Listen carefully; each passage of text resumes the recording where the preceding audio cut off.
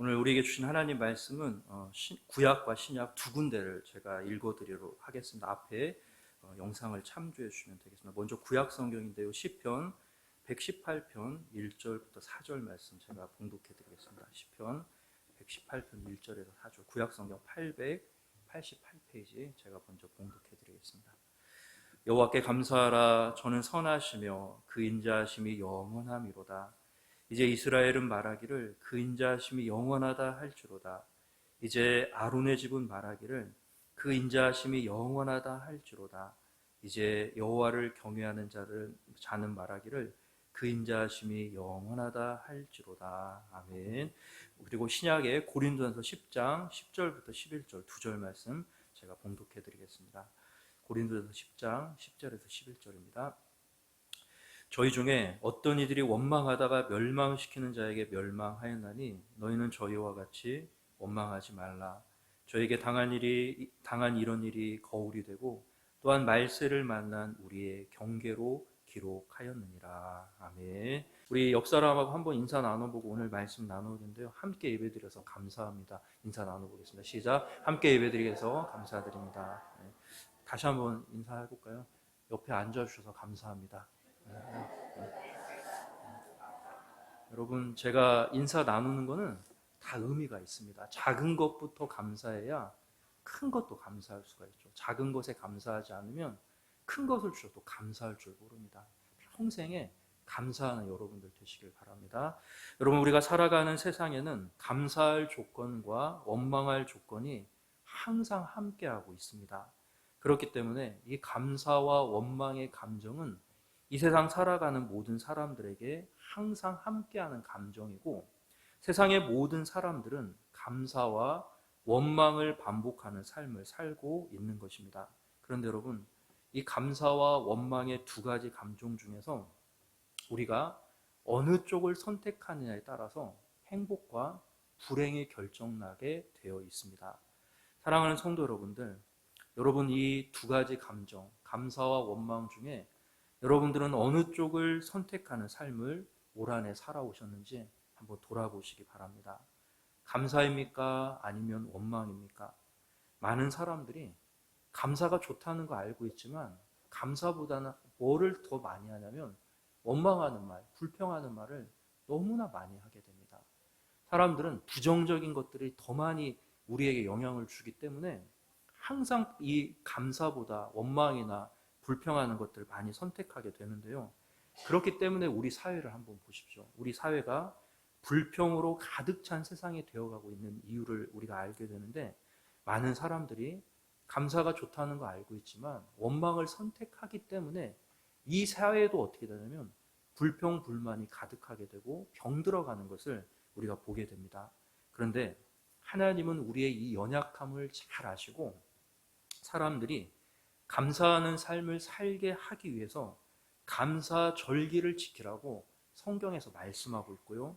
구약의 이스라엘 백성들은 1년에 3번 꼭 지켜야 할 3대 감사 절기가 있었습니다. 여러분 다 아신 대로 6월절, 77절, 초막절인데, 이 6월절은 이스라엘 백성들이 애굽에서 구원받은 날을 기념하며 구원의 은혜에 감사하는 감사절기였고, 77절은 또 맥추절이라고도 하는데요. 그 해에 보리를 추수하고 첫 곡식을 얻게 되면 감사하는 절기였습니다. 또 초막절, 수장절이라고도 하는데, 가을에 추수를 끝내고 추수한 곡식을 다 저장한 다음에 한 해의 농사가 잘 끝나게 된 것을 기뻐하며 감사하는 절기가 바로 초막절, 수장절이었습니다. 하나님께서는 이렇게 3대 절기를 통해서 이스라엘 백성들 감사하는 삶을 살기를 원하셨죠. 그리고 혹시 감사를 잊었다면 감사절기를 지키며 감사를 회복하도록 하셨던 것이 하나님의 그런 계획하신 뜻이었습니다. 그런데 여러분, 우리 하나님께서는 옛날이나 지금이나 하나님의 자녀들인 우리들이 감사하며 행복하게 살기를 원하고 계시는데요. 그렇기 때문에 어떻습니까? 그래서 우리도 오늘 무슨 예배를 드리고 있죠? 추수감사절 예배를 드리고 있는 거예요. 여러분, 그러므로 오늘 우리 추수감사 예배를 드리면서 저를 한번 보세요. 목사님 아프신 거 신경 쓰지 마시고 여기로 막 마음이 다 가시는 것 같은데 신경 쓰지 마시고 약 드시고 하셔도 이렇게 몸이 불편하시니까 좀 이해하시고 집중하셔야 돼요. 집중. 여러분 우리 오늘 이 추수감사절 예배 드리면서 어떤 것들을 돌아봐야 되냐면 우리 삶을 한번 돌아보고요. 우리가 올해 감사하는 삶을 살았는지 원망하는 삶을 살았는지를 한번 점검해 볼 필요가 있다라는 거예요. 그리고 혹시라도 감사를 잃어버리고 있었다면 오늘 예배를 통해서 하나님이 원하시는 감사가 우리 가운데 진정으로 회복되는 시간이 되었으면 좋겠고요. 그래서 추수감사주일 뿐만 아니라 1년 365일 감사하는 삶을 살기 원하는 그런 마음의 다짐을 할 때 오늘 추수감사절 예배는 정말 아름다운 살아있는 예배가 드려지게 되는 것입니다. 여러분 저는 오늘 이 추수감사주를 맞이하여서 광야에서 하나님의 은혜 가운데 살고 있었지만 불평과 원망으로 불행한 삶을 살았던 이스라엘 백성들의 모습과 또 새로운 삶을 시작하면서 너무나 힘든 일이 많았지만 그 속에서도 감사했던 청교도들의 삶을 비교해 보면서 우리의 현재 모습을 한번 돌아보는 시간을 갖기를 원합니다. 여러분 이스라엘 백성들 감사보다 원망하는 소리가 항상 더 많았습니다. 하나님께서 이 사람들이 그렇게 소망했던 애굽에서 종살이하던 거기에서 해방을 시켜주시고 출애굽을 시켜주셨는데 그럼에도 불구하고 출애굽한 하나님의 은혜를 이스라엘 사람들은 잊어버렸고요. 또 불기둥 구름기둥으로 광야길을 인도하신 하나님의 인도하심을 잃어버렸습니다. 또 만나와 메추라기로 먹을 양식 걱정하지 않게 하셨는데 그 하나님의 사랑도 잃어버렸고 오직 현재 눈앞에 있는 문제와 어려움만 바라보면서 이 사람들이 했던 말이 뭐냐면 죽을 데가 없어서 우리를 이곳까지 끌고 왔냐 하면서 누구와 누구를 원망했냐면 모세와 아론을 원망했습니다. 여러분 마땅히 있어야 할 감사가 사라지고 원망의 소리만 높았던 것을 이스라엘 사람들을 보면 알 수가 있는데요. 그러나 청교도들은 완전히 달랐죠. 여러분 신앙 때문에 핍박을 받던 청교도들 고향을 떠나 낯선 땅 아메리카 대륙을 찾아오는데요. 이 사람들에게는 불평할 것들, 원망스러운 것들 말하라고 한다면 끝없이 많았을 것입니다. 예수 잘 믿으려고 하다가 고향 버리고 쫓겨왔고 배 타고 오다가 많은 사람들이 죽었고 죽으려고 온 것이 아니라 살자고 왔는데 오자마자 너무나 많은 사람들이 죽었습니다. 새로운 땅에 도착해서 척박한 땅 그리고 모든 것이 낯선 땅에서 농사하고 살기 위해서 애쓰다가 너무너무 많은 고생을 했는데요. 그 많은 불평할 것들과 원망스러운 것들 생각하면 감사하지 못했을 것입니다. 그러나 이들은 감사의 조건을 찾고 그리고 감사하기 시작했는데 그게 바로 미국의 추수감사절의 유래가 이 청교도들의 감사로부터 시작되게 되었던 것입니다. 제가 영상을 하나 준비했는데요. 영상을 한번 보시면서 추수감사절을 한번 미국의 추수감사절 시작을 한번 돌아보시기 바라겠습니다.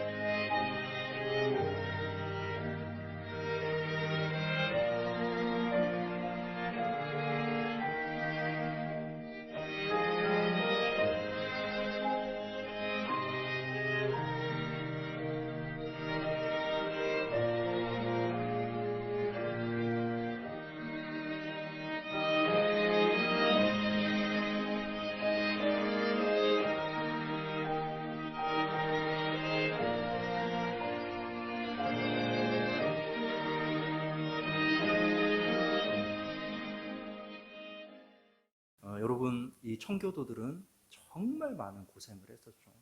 불평할 거 너무 많았는데 그 속에서 뭐를 찾아내냐면 감사의 조건들을 다 찾아내가지고 하나님께 감사했던 것을 우리가 알아야 하는 것입니다. 여러분, 사랑하는 성도 여러분들, 불평보다 감사의 찬송으로 개척의 역사를 시작했던 이 나라가 바로 미국인데요. 이렇게 감사의 전통을 가지고 있는 이 땅에서 요즘 감사가 찾아보기 너무 어려운 것들을 보게 됩니다. 그리고 하나님께서는 우리의 삶이 원망과 불평으로 채워진 삶을 살기를 원치 않으시기 때문에 수많은 성경에서 불평하지 말고 원망하면 망한다라는 것을 계속해서 말씀하고 있는데요. 그 중에 하나가 사도 바울이 고린도전서 10장에 이 광야 사건을 요약해서 기록한 아까 제가 말씀해드렸던 바로 고린도전서 10장의 말씀입니다. 같이 한번 읽어보겠습니다. 10장 시작. 저희 중에 어떤 이들이 원망하다가 멸망시키는 자에게 멸망하였나니 너희는 저희와 같이 원망하지 말라. 저희에게 당한 이런 일이 거울이 되고 또한 말세를 만난 우리의 경계로 기록하였느니라. 이렇게 말하는데요. 원망하다가 멸망당한 이스라엘 백성들을 거울로 삼아서 원망하지 말아라. 불평하면 망한다. 성경은 이렇게 말씀하고 있다라는 것입니다. 여러분, 출애굽의 이스라엘 백성들 역사를 한번 보십시오. 하나님의 엄청난 은혜가 있었습니다. 그러나 그들은 축복을 원망과 바꿔버리게 되는데요. 모세와 아론을 원망했는데 사실은 누구를 원망한 거냐면 하나님을 원망한 것입니다.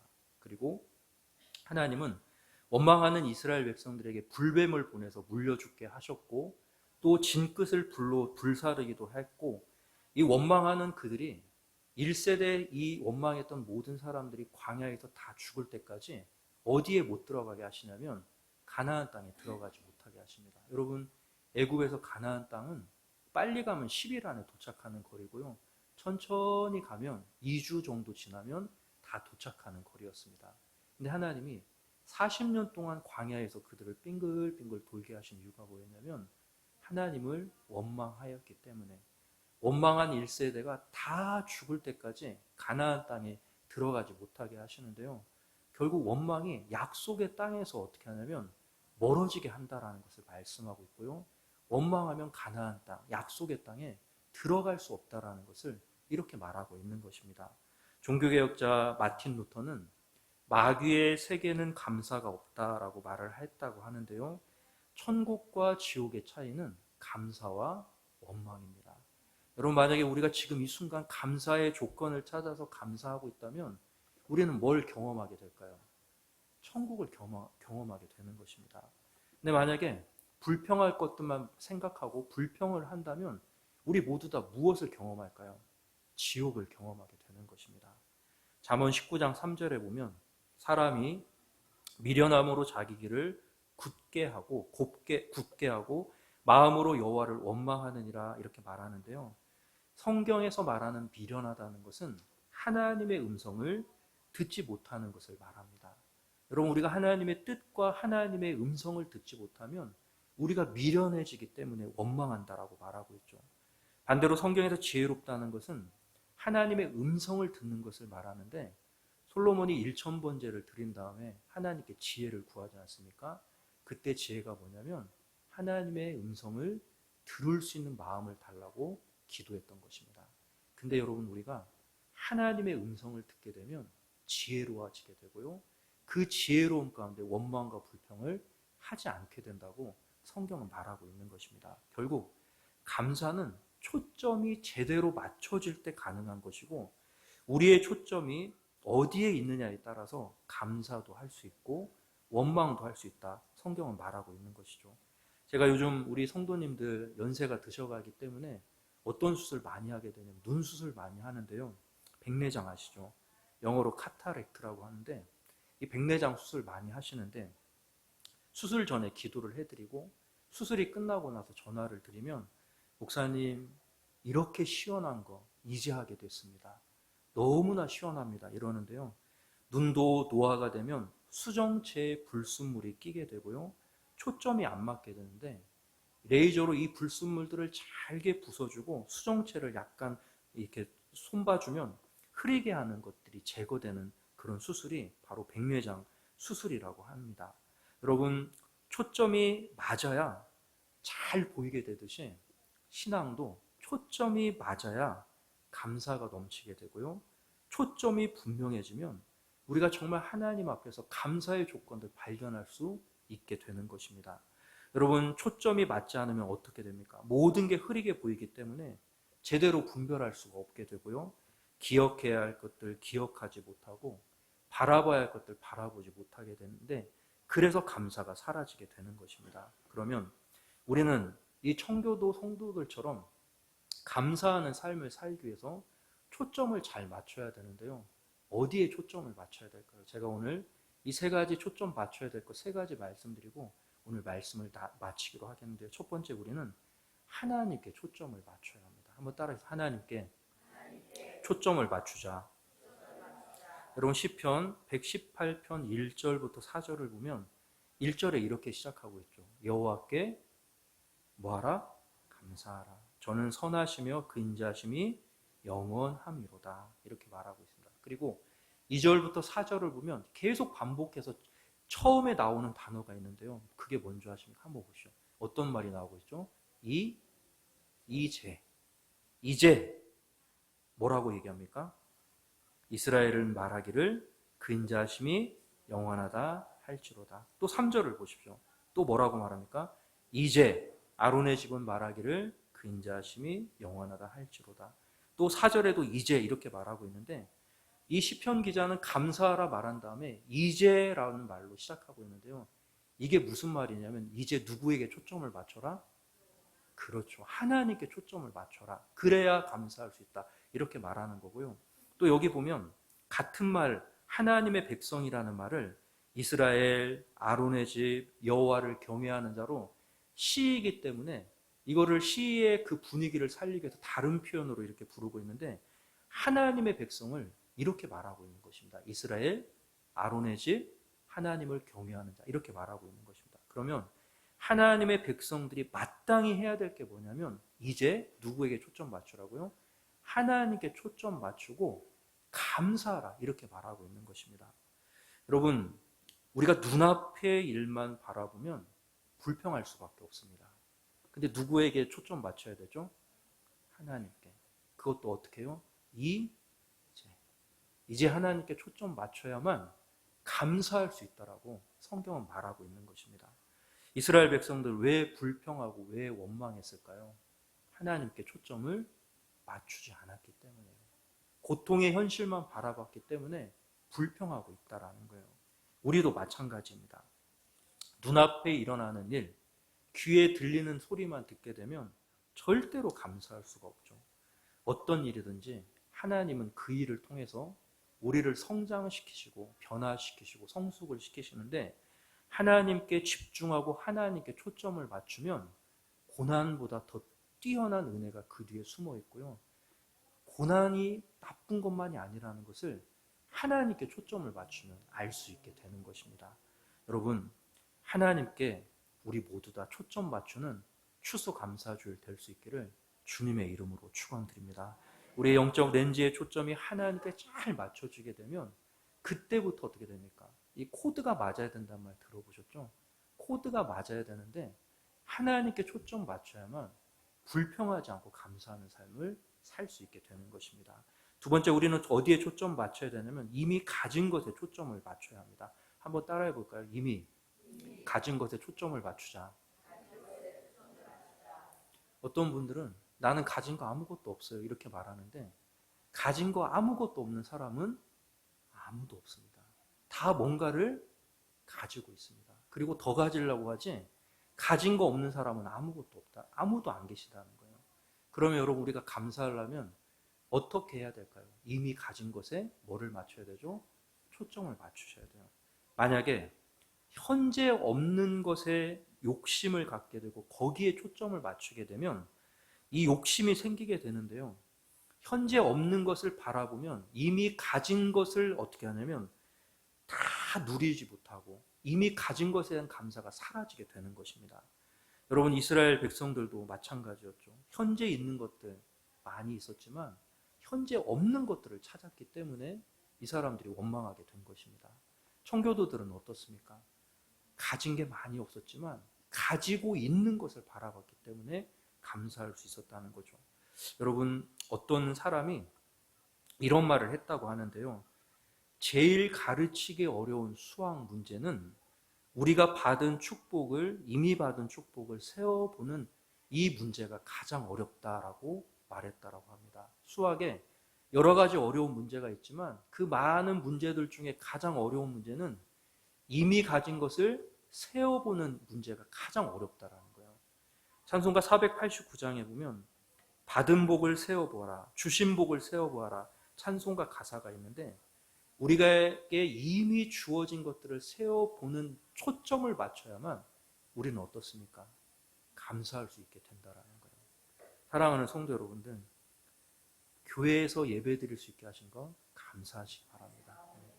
예배 드릴 공간이 있다는 거 감사하시기 바랍니다. 여러분, 오늘도 얼마나 많은 교회들이 자기 건물, 교회 이런 게 없어가지고 고통당하는 분도 많이 있고요. 자기 교회가 정해지지 않아서 힘들어하는 분들도 있고요. 예배드리고 싶어도 예배드릴 처소가 없어서 고통당하는 분도 있고요. 북한에 가면 찬송 부를 때 어떻게 부르는 줄 아십니까? 뭐만 뻥끗할까요? 왜 그럴까요? 소리 내면 잡혀가니까. 근데 그 속에서도 여러분, 북한의 지하교회 성도들이 50만이 된다라고 합니다. 제가 깜짝 놀랐어요. 근데 우리는 소리 질러서 찬송해도 뭐라고 하지 않고요. 기도해도 뭐라고 하지 않고요. 이미 있는 너무나 좋은 것들 많이 있는데 이미 있는 것들 감사하지 않습니다. 초점을 맞추지 않습니다. 항상 뭐만 바라봅니까? 없는 것만. 우리에게 뭐가 없죠? 젊음이 없고. 우리는 또 뭐가 없습니까? 건강이 없고. 우리는 또 뭐가 없습니까? 없는 게 너무 많은 거예요. 그러니까 있는 것을 감사할 수가 없다라는 거예요. 근데 여러분, 있는 것을 한번 생각해 보십시오. 우리에게는 뭐가 있습니까? 연륜이 있습니다. 이 연륜이라는 게 뭐냐면 그냥 얻어지는 게 아니에요. 인생의 고난 풍파 다 겪어봤기 때문에 이제는 웬만한 것들 넘어뜨릴 수가 없다는 거. 우리야 절대로 누구 앞으로 안 떠나죠? 할렐루야. 이게 우리에게 있잖아요. 있는 거 생각하면 감사할 거 너무 많은데 항상 우리는 어디에 초점 맞추냐면 없는 것만 초점을 맞추는 거예요.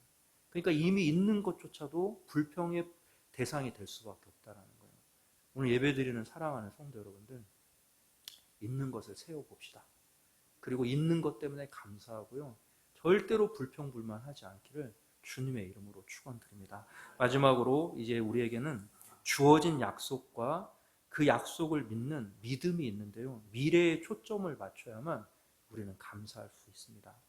여러분, 약속은 이루어지지 않는 실제인데 우리 신실하신 하나님이 우리 모두에게 약속을 주셔서 그 약속 붙잡고 살아가는 게 바로 우리 성도들의 모습입니다. 그런데 여러분, 이 신실하신 하나님이 주신 약속을 붙잡고 미래를 바라보는 초점의 렌즈에 초점을 맞춰야만 감사할 수 있다라는 거예요.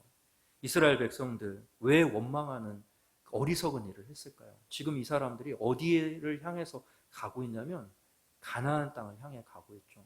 약속받은 땅이고 하나님이 주시겠다고 하는 땅이었어요. 그리고 정탐꾼들을 보냈더니 정탐을 하고 와서 뭐라고 말하냐면 그 땅은 진짜 적과 꿀이는 너무너무 좋은 땅이다, 이렇게 말할 정도로 아주 좋은 땅이었는데 그 약속과 미래에 대한 초점을 맞추지 못하니까 지금 당장 고통당하는 곳에서 어떻게 됩니까? 원망하게 되었다고 성경은 말하고 있는 것이죠.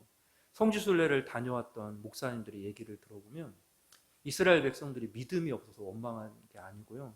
광야에 가면 1시간도 못 돼서 30분도 못 되면 뭐가 나온 줄 아십니까? 불평과 원망이 나온다고 합니다. 그런 환경이라는 거예요. 근데 여러분, 아무리 그런 환경에 있다 할지라도 어디를 바라봐야 되죠? 약속의 땅, 가나안 땅, 하나님이 주신 약속을 붙잡았다면 절대로 어떻게 합니까? 원망하지 않을 수 있는데 미래에 대한 소망과 약속을 바라보지 못하고 거기에 초점 맞추지 못하니까 지금 당장 힘든 일에 대해서만 생각하면서 원망하고 이 사람들의 인생이 불행하게 되었다라고 성경은 말하고 있는 것입니다. 사랑하는 성도 여러분들, 우리 모두 다 하나님의 약속 받은 줄 믿으시기 바랍니다. 그 영광스러운 약속은 아무에게나 주어진 게 아니고요. 하나님의 자녀들인 우리에게 주어졌고 우리가 이 약속 붙잡고 믿음으로 나아가면 아무리 힘든 상황 만나도 감사할 수 있게 되는 것입니다. 이제 제가 마지막으로 한 가지 영상을 보여드리고 오늘 말씀 마치겠는데요. 이 감사가 얼마나 소중한 역할을 하는지 이 영상을 한번 보시고 오늘 말씀을 마치도록 하겠습니다.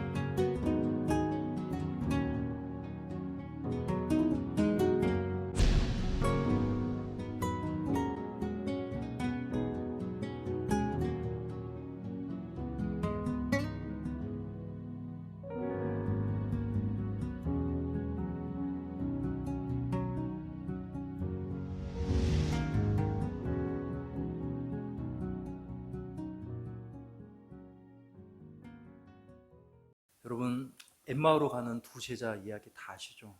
예수님의 제자들이었는데 예수님이 돌아가시는 것을 보고 낙심하고 실망해서 엠마오로 내려가다가 누구를 만나냐면 예수님을 만나게 됩니다. 근데 예수님 만났을 때 예수님이신지 알지 못했다라는 거예요. 왜 그랬을까요? 눈이 가려졌기 때문에. 근데 예수님이 말씀을 가르쳐 주시고 축사하실 때 눈이 밝아져서 누군 줄 알게 되었다고 말하냐면 예수인 줄 알게 되었다 이렇게 말합니다. 그리고 예수님은 떠나가시고 그들은 다시 예루살렘으로 돌아가게 되는데, 우리가 신앙생활하면서 은혜 받았다는 것, 그리고 믿음이 성장한다는 것은 결국 무엇을 말하냐면 시야가 바뀌고 열리는 것을 말합니다.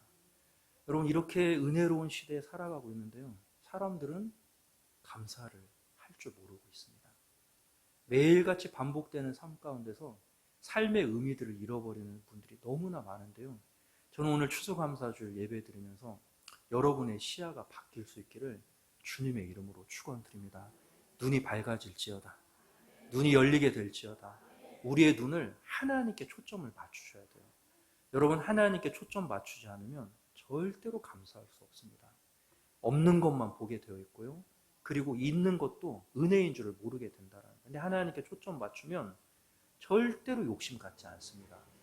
누구 한 분만으로 만족할까요?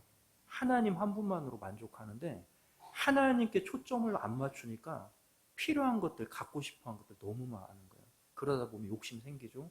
여러분, 사람은 욕심이 생기면 절대로 감사할 수 없어요. 욕심 잉태한 즉 죄를 낳고 죄가 장성한 즉 사망을 낳는다 이렇게 말하고 있죠. 여러분, 하나님께 초점 맞춰야 욕심 따라 살지 않게 되고 그래야 감사할 수 있습니다. 그리고 지금 있는 것만 해도 얼마나 감사한지 몰라요. 근데 여러분, 이 하나님께 초점 안 맞추면 그때부터 모든 게 불평, 불만, 가지고 싶은 거 못 가져서 속상하고, 그리고 미래에 대한 약속, 하나님이 주시는 영광스러운 것들, 이 모든 것들 다 놓쳐버리게 되는 거예요. 오늘 예배드리는 모든 이 자리에 참석하신 사랑하는 성도 여러분들, 여러분, 주님이 이 자리에 오셔서 우리의 육신의 눈을 확 열어주셔서 영안이 열리게 될 수 있기를 주님의 이름으로 축원드립니다. 그리고 하나님께 초점 맞추고 있는 것 감사하면서 약속 붙잡고 감사하고 불평하지 마시고, 불평하는 순간 무엇을 경험하게 된다고요? 지옥의 맛을 보는 거예요. 근데 여러분, 감사하면 그때 뭐가 열리게 되냐면 천국의 역사를 맛보게 되고요. 그리고 감사를 한번 해보십시오. 감사하면 세상에 좋은 것들 그때부터 역사하기 시작합니다. 불평하면 부정적인 것들이 다 달라붙기 시작하는데요, 불평하는 사람에게 감사의 문이 닫히게 되고 환경의 문도 닫히게 됩니다. 우리 영광교회 오시는 분들마다 감사하고 하나님 사랑하고 찬양하면서 여러분의 인생의 문들이 활짝 열리셔가지고 이게 예수 믿는 기쁨이고 행복이다라는 것을 여러분의 삶을 통해서 증거하게 될 수 있기를 주님의 이름으로 축원드립니다. 기도드리겠습니다. 하나님, 감사합니다. 우리를 사랑해 주셔서 감사를 드립니다. 하나님, 이스라엘 백성들 광야에서 하나님의 은혜 가운데 있었지만 그 눈이 가려졌기 때문에 원망과 불평으로 멸망을 당하게 되는데, 아버지, 청교도들은 정말 힘들고 어렵고 답답한 일 많았지만 감사하는 삶을 살았기 때문에 하나님의 역사가 이들의 삶 가운데 나타난 것 보게 됩니다. 오늘 예배드리는 사랑하는 성도들, 이 자리에 찾아와 주셔서 하나님 눈을 열어주시고 영안을 열어주시고 우리의 초점을 하나님께 맞추게 하시며 있는 것 감사하며 약속 붙잡고 영원한 영광 바라보며 살아가는 하나님의 종들 다 되도록 은혜 베풀어 주시옵소서. 감사가 넘치게 하시고 원망과 불평은 떠나가게 하시고 하나님 주실 은혜 감사하면서 아버지 믿음의 길 기쁘게 걸어갈 수 있도록 역사하여 주시옵소서. 예수님의 이름으로 기도 올리옵나이다. 아멘.